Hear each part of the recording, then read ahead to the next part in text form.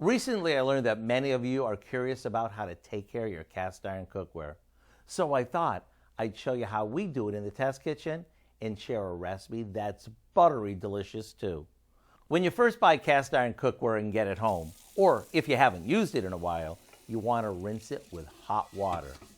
Then use a stiff brush to scrub it, but make sure you don't use any soap. Then generously wipe the inside with a paper towel that's been dipped in vegetable oil before placing your cookware in a hot oven for about an hour. This is called seasoning the pan.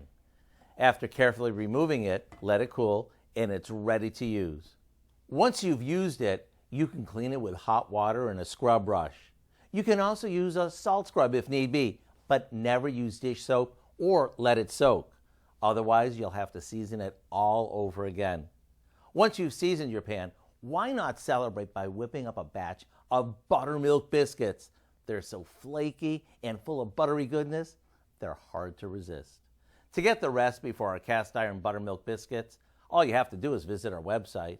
I'm Howard in the Mr. Food Test Kitchen, where today we found a cast iron way for you to say, ooh, it's